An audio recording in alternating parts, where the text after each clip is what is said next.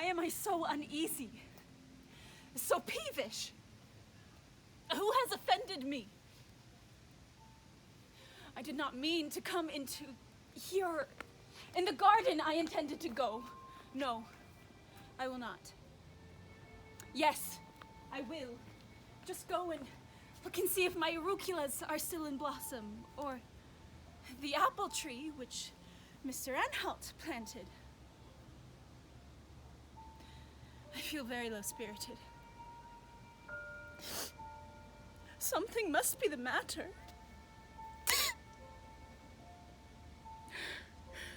Why do I cry? Am I not well? Good morning, my dear. Sir, Mr. Anhalt, I meant to say. I beg pardon. Never mind, Miss Wildenheim. I don't dislike to hear you call me, as you did. In earnest? Really? You have been crying.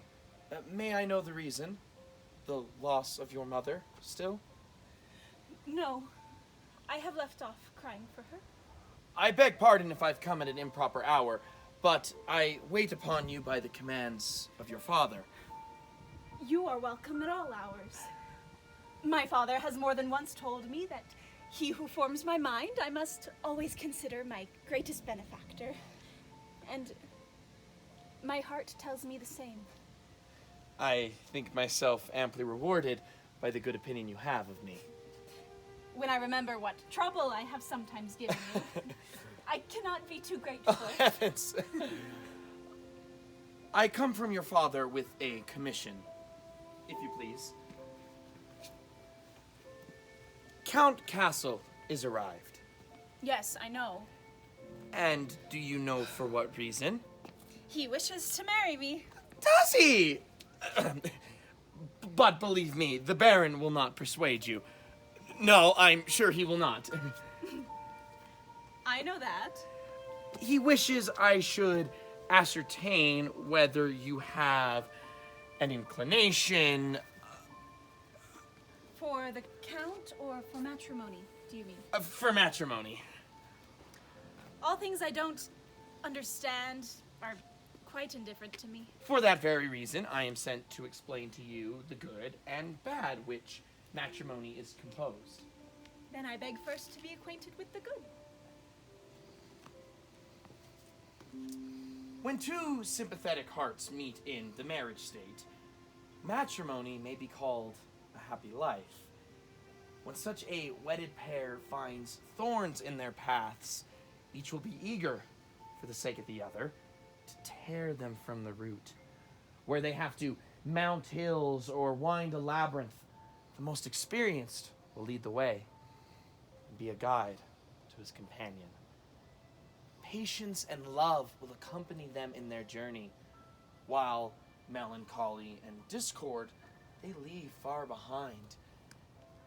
Hand in hand, they pass on from morning till evening, from their summer days till the night of age draws on and the sleep of death overtakes the one. The other, weeping and mourning, yet looks forward to the bright regions where he shall meet his still surviving partner among trees and flowers which themselves have planted in fields of eternal verdure. You may tell my father. I'll marry.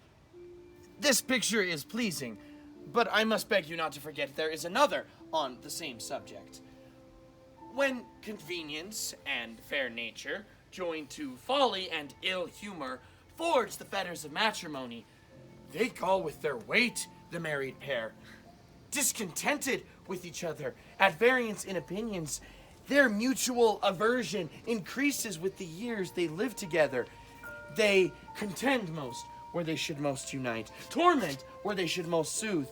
In this rugged way, choked with the weeds of suspicion, jealousy, anger, and hate, they take on their daily journeys till one of these also sleep in death.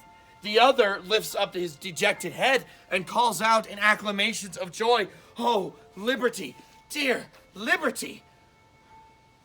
I will not marry. You mean to say you will not fall in love? Oh no. I am in love. Are in love? And with the Count? I wish I was. Why so? Because he would perhaps love me again. Who is there that would not? Would you? I am out of the question. No, you are the very person to whom I have put the question. What do you mean? I am glad you don't understand me. I was afraid I had spoken too plain. Understand you? As to that, I am not dull. I know you are not. And as you have for a long time instructed me, why should not I now begin to teach you? Teach me what? Whatever I know and you don't. There are some things I had rather never know.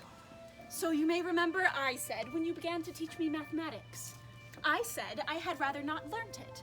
But now I have learnt it, and it gives me a great deal of pleasure, and perhaps, who can tell, but that I might teach something as pleasant to you as resolving a problem is to me. A woman herself is a problem.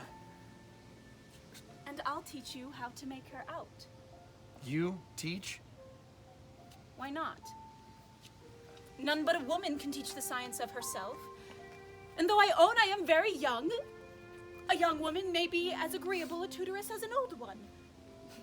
I am sure I always learnt faster from you than from the old clergyman who taught me before you came. This is nothing to the subject. What is the subject? Love. Come then. Teach it me. Teach it me as you taught me geography, languages, and other important things. Ah! You won't. You know you have already taught me that, and you won't begin again. You misconstrue. You misconceive everything I say or do. The subject I came to you upon was marriage. A very proper subject from the man who has taught me love. And I accept the proposal. Again, you misconceive and confound me. I see how it is. You have no inclination to experience with me the good part of matrimony. I am not the female with whom you long to go hand in hand up hills and through labyrinths with whom you delight to root up thorns and whom you delight to plant lilies and roses. No. You had rather call out, "Oh, liberty, dear liberty!" Why do you force from me what it is villainous to own? I love you more than life. Oh, Amelia. Had we lived in those golden times which the poets picture, no one but you. But, as the world is changed, your birth and fortune make our union impossible. To preserve the character and more the feelings of an honest man, I would not marry you without the consent of your father. And could I, dare I propose it to him? He has commanded me never to conceal or disguise the truth. I will propose it to him. The subject of the Count will force me to speak plainly, and now will be the most proper time, while he can compare the merit of you both. I conjure you not to think of exposing yourself and me to his resentment. It is my father's will that I should marry. It is my father's wish to see me happy. If you then love me as you say, I will marry, and will be happy, but only with you. I will tell him this. At first he will start, then grow angry, then be in a passion. In his passion he will call me undutiful, but he will soon resume his usual smiles, saying, well, if he love you and you love him, then in the name of heaven let it be. Then I will hug him round the neck, kiss his hands, run from him, and fly to you. Soon it will be known that I am your bride. The whole village will come to wish me joy. and heaven's blessings will follow.